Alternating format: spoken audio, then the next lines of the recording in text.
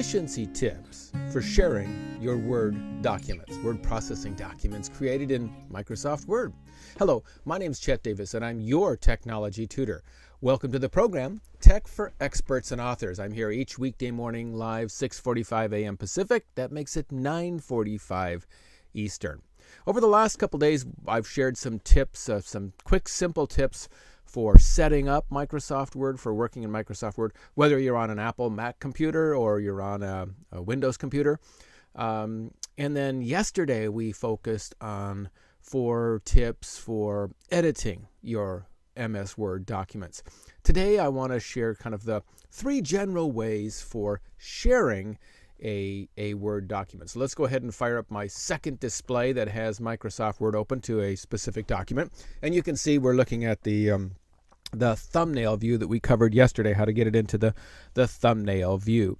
Now, I would generally say I'll come back to my camera for a second. There's 3 general ways or reasons we have for sharing a document we created in any word processing application or software, even a web tool.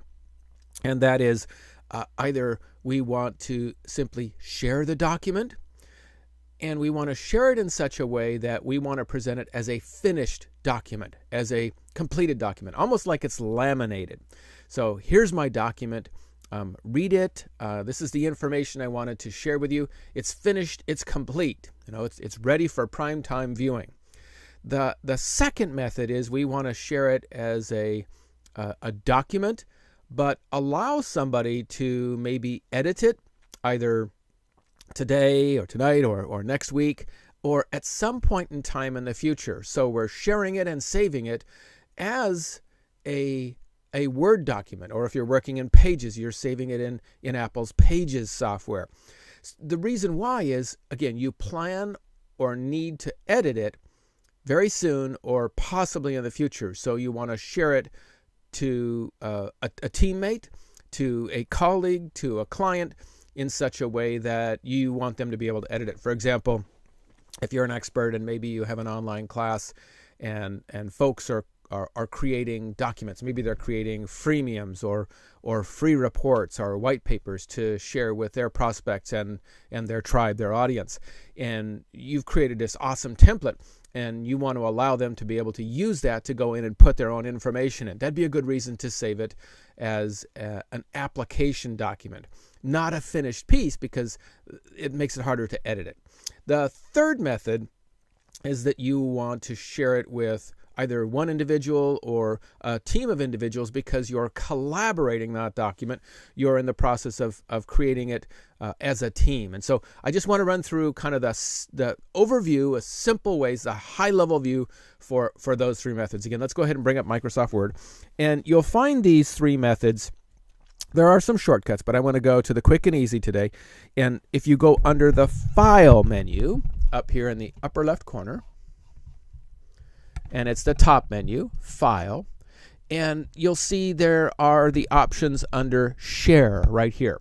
So kind of in reverse order, if I wanted to share this as a wrapped up bundle, as a complete device, as that laminated document that I don't want or I don't need anybody to modify or change, I'm actually not going to go to the Share menu. Instead, I'm going to come down here to Print. Now, you might be thinking, wait a minute, Chet, I don't want to print it on my computer. I want to send it to somebody. I know. Hang with me for just a second.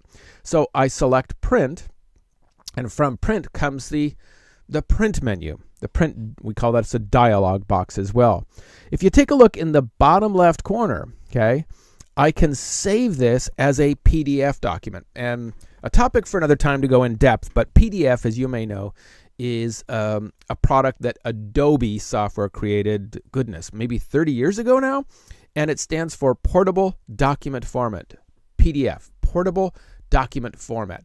And a PDF really is that way to kind of laminate it and lock it in, and a PDF allows us to finalize it in such a way that it's not in the application software. So it's not meant to edit it. on tomorrow's program, I'm going to show you if you get a document, or maybe you lost your original document and you need to take a PDF and edit it again. I'll show you that quick and easy tip tomorrow morning. But again, that PDF allows us to kind of make it, semi-permanent. So what I'm going to do is I'm going to come down here and I can either save it as a PDF. You'll see I can also mail a PDF. It'll put it into the mail application, my mail client, and there's different options depending on the application. I should say the platform you're using. I'm working on an Apple Macintosh computer, so and it's MS Office for Mac, so it gives me the option to drop it into iBooks. Now you're not going to have that if you're on a Windows computer, but the one thing you can look for is save as a PDF, and you'll follow that route. It'll save the document as a finished PDF, and you can name it. You can change the name. You can tag it if you want to have tags to kind of collect and organize and find it. And the last is where you want to put that. In other words, where on your computer is that going to go? Is it going to go on the desktop? Is it going to go into a documents folder? Is it going to go into a folder that you already have, or you're going to create for your online class, all that kind of stuff. So that's the first method if you just kind of want to permanize it. That's my word, laminate it, finish it up, send it as a complete package. The other real strong benefit there is really PDF came about because back in the day, as young people say, right? You young people listening, we had different software applications and they were wholly incompatible with each other. So back in the day when it was almost impossible to take a document that was created on a Mac computer and share it to someone who was on a Windows computer, and vice versa. Much more compatibility nowadays. So you can open up a Word document in Pages, and you can open up a Pages document in later versions of Word, etc.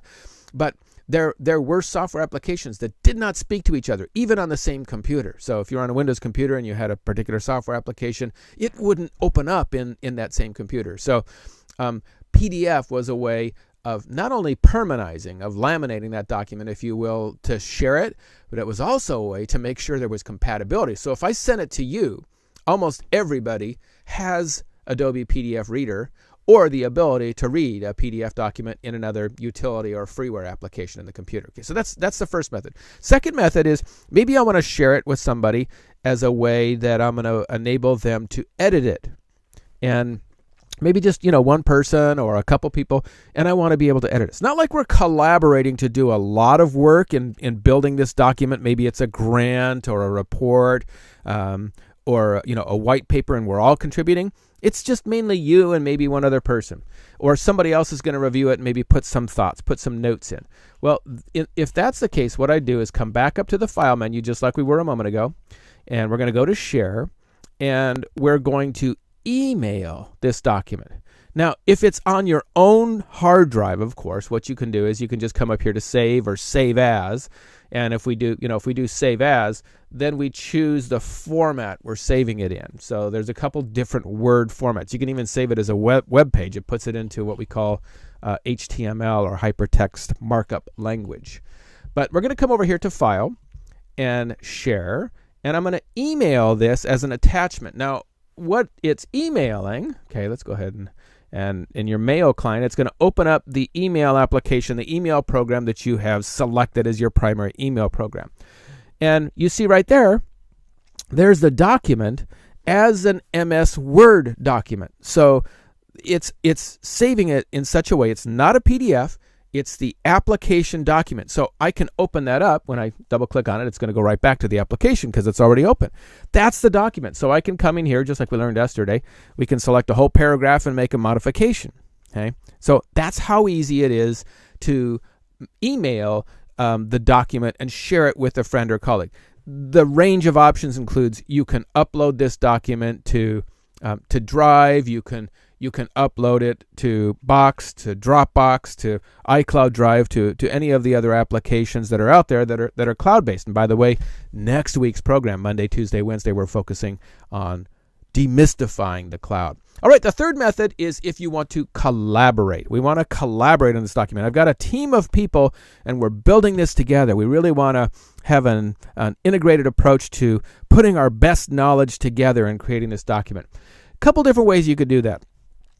If you all have Microsoft Word and you're very comfortable with Word, I would probably come up here, again, go to File, go to Share, and then Share to OneDrive, okay? Save to OneDrive. As you may know, OneDrive is a Microsoft product. You have to have a Microsoft account, and it will allow you to save it to your cloud-based account. The cool thing is you can put in the email address for your collaborators. It will send them the link, and even if they don't have a Microsoft account, it takes them to a web browser-based editing tool that has basically Microsoft Word menu in the cloud, so they can edit it with you in the cloud. So very, very cool, very handy way to do that. And again, that's the Microsoft OneDrive.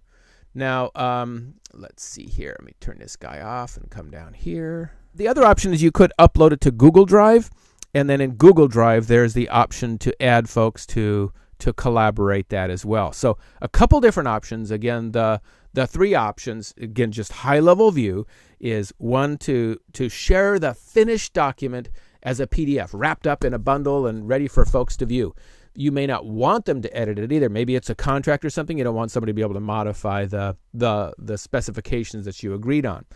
So that's number one. Second is to be able to send it as an application document, so they can open it or someone can open it in the future, near future, far future, to do some edits. The third method is to collaborate, whether it's the OneDrive, Google Drive, or another one of the cloud-based services. But again, the benefit of OneDrive and the benefit of the Google Drive is allows folks to edit, to collaborate in the cloud. They don't have to download it and put it on their software applications. And then you can track the changes. You can see who edited it, who added what comment to what. Really some very, very cool collaborations. Okay, so that's it for today's program. Tomorrow I want to show you a free web-based tool that allows you to take a finished PDF document that you thought you wrapped up and laminated, but there's a way to actually open it back up and make it a Word document that you can do your editing with. All right. So be sure and like the page if you haven't already. Share it with a friend, share it with a family member. Remember, sharing is caring. And if you have questions, ideas, suggestions for future tutorials, I'd be delighted if you put that in the comments section below and let me know how I can help you. That's my mission. That's my goal, is to help people become more successful, more creative, and more confident using today's personal technologies. Chet Davis, your technology tutor, saying thanks for joining me. Go out there and make it a great day. Bye-bye for now.